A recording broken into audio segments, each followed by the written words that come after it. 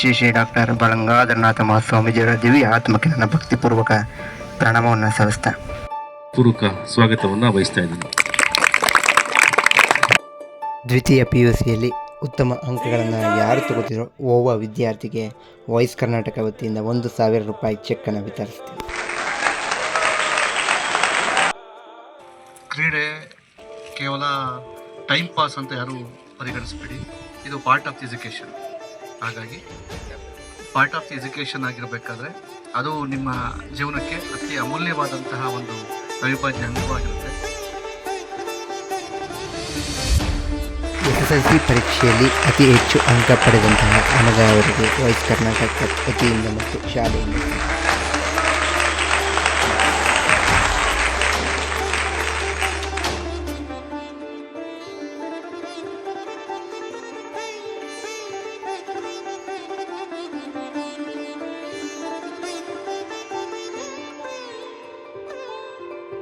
Kumar sir ಅವರು ಪ್ರಯತ್ನ ಪಡ್ತಾ ಇದ್ದಾರೆ.